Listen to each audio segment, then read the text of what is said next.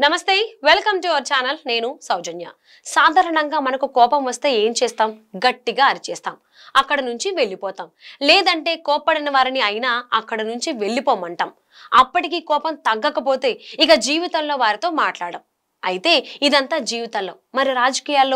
రాజకీయాల్లో కోపతాపాలకు తావే లేదు ఇక్కడంతా అవకాశవాద రాజకీయాలే మనకి కోపం వచ్చినా ఎదుటి వ్యక్తికి కోపం వచ్చినా రాజకీయ నాయకులే కాంప్రమైజ్ కావాలి ఇక తప్పదు కాంప్రమైజ్ కాలేం అనే నిర్ణయానికి వస్తే పార్టీ మారిపోయి ప్రెస్ మీట్ పెట్టి బండ బూతులు తిట్టడమే కానీ వైసీపీలో మాత్రం అంతా విభిన్నం ఇక్కడ ఎవరికి కోపం వస్తే వారికి ఉన్న ఒకే ఒక్క ఆయుధం అలకపానుపు ఎక్కడం అలకపానుపు ఎక్కినంత మాత్రాన వారికి వర్కౌట్ అవుతుందా అంటే అది ఏమీ ఉండదు జస్ట్ వారి అసహనాన్ని చెప్పడమే మరి బయటకు వచ్చి ఎందుకు చెప్పరు అంటే భయం జగన్ అంటే వారికి భయం ఎక్కడ కేసులు పెట్టి మోయించేస్తారేమోనని కేంద్రంలో ప్రధాని మోదీకి ఈడీ ఎలా ఉందో ఇక్కడ ఏపీ సీఎం జగన్ కు సిఐడి అలా ఉంది ఎక్కడ సిఐడి కేసులు పెట్టి ఇరకాటల్లో పెడతారేమోనని సొంత పార్టీ నేతలు అలకబూని సైలెంట్ అయిపోతున్నారు అసలు వైసీపీ ప్రభుత్వం అలక అనే పదానికి బ్రాండ్ అంబాసిడర్లా బాలినేని ఎక్కనన్ని సార్లు అలకపాన్పు మరో వైసీపీ నేత ఎక్కలేదంటే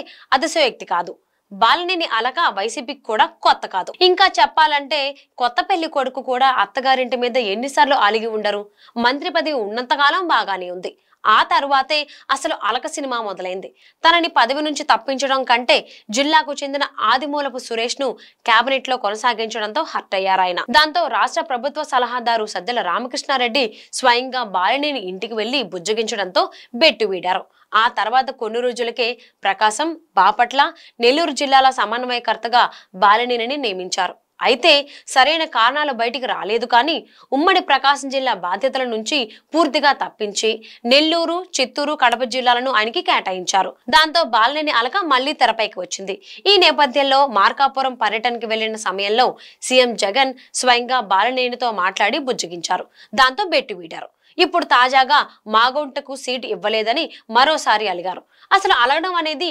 వైసీపీలో బాలినేని శ్రీనివాసరెడ్డికి హక్కులా తయారైందంటే పరిస్థితి ఏ రేంజ్ లో ఉందో అర్థం చేసుకోవచ్చు ఇక మైలవరం ఎమ్మెల్యే వసంత కృష్ణ ప్రసాద్ కూడా అలిగారు ఆయనకు మైలవరం కాకుండా వేరే నియోజకవర్గ టికెట్ ఇవ్వబోతున్నారని ఎప్పుడైతే కన్ఫర్మ్ అయ్యిందో అప్పటి నుంచి పార్టీకి దూరంగా ఉన్నారు ఆయన సజ్జల విజయసాయిరెడ్డి కాదు కదా జగన్ పిలిచినా వెళ్లేది లేదంటూ భీష్మించుకుని కూర్చున్నారు ఆయన వసంత అనుమానించినట్లుగానే మైలవరం ఇన్ఛార్జ్ పోస్ట్ ఆయనకు రాలేదు దీంతో ఇప్పుడు పార్టీ మారేందుకు కూడా సిద్ధమయ్యారు ఆయన వైసీపీపై తన అసంతృప్తిని చెప్పడానికి వసంత ఎంచుకున్న మార్గం కూడా అలకే ఇక గన్నవరం ఎమ్మెల్యే వంశీది కూడా ఇదే దారి టీడీపీ టికెట్ పై గెలిచి ఆ తరువాత వైసీపీలోకి వెళ్లిపోయారు వంశీ చంద్రబాబు కుటుంబంపై విరుచుకుపడిన వంశీకి గన్నవరం టికెట్ కన్ఫర్మ్ అని అనుకున్నారు అందరూ కట్ చేస్తే ఇప్పుడు ఆయన సీట్ చిరిగిపోయే పరిస్థితికి వచ్చింది ప్రస్తుతం పరిస్థితి ఎంతవరకు వచ్చిందంటే గత కొన్నాళ్ళుగా వంశీ ఎక్కడా కనిపించలేదు వినిపించలేదు అయితే వంశీ హైదరాబాద్ లో ఉన్నారని వ్యక్తిగత పనుల కోసం